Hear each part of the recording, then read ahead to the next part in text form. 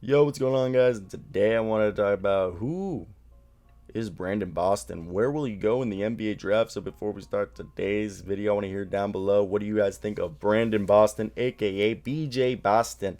And this past year, I think he was really limited by John Capillari's scheme. He averaged 11.5 points, 4.5 rebounds, 1.5 assists, 1.5 turnovers, zero point 0.2 blocks, 1.5 steals on 35.5% from the field, 30% from three, and 78.5% from the free throw line. Look, this kid is 6'7" with a 6'11" wingspan. Yes, he's 185 pounds, so he still needs to grow into that frame. And he's got great body control and fluidity. And that's one of the key skills for Boston's scoring ability. And he has the real ability to change directions while driving with his shifty hips and tight handling. And he was a really highly sought player, 5-star recruit going into college. Now, his weakness is he needs to get stronger and work on his frame. He initiated contact regularly, but he doesn't play well through it. And he made just 40% of his shots at the rim. And the thing is, he's not a crazy athlete in terms of explosiveness, neither with his first step or verticality. Can't blow by anybody in a straight line in isolation, even after a setup move. And he's a load leaper who really needs time to rise up off 2 feet, something that wing scorers don't have time to do at the next level. And as ball handler, he doesn't shift gears well.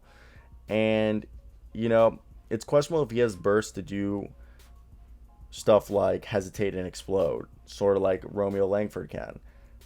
Boston has the potential to shoot well at some point, but it's not there yet. So there are situational factors that could see Boston become the next Kentucky player to exceed his draft standing. The floor was very condensed, so some of his driving acumen may have diminished by teams being able to collapse more easily on him due to the team's lack of shooting and floor spacing around him.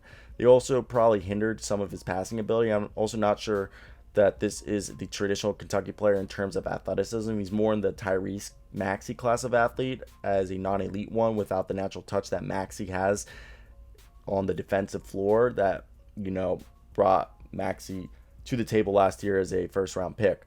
Yet if Boston can work and puts in, the time, he can figure out that jumper and get stronger. There are some real potential upside for him to be a valuable NBA starter. I don't think it's gonna be sooner rather than later. I think it's going to take some time. It's going to take a lot of development from a team that selects him, and it's probably going to be a long stint in the G League. I'd take Boston in the second round and see if his overall game will develop instead of like what we saw in college. So yeah, let me hear your thoughts down below. BJ Boston.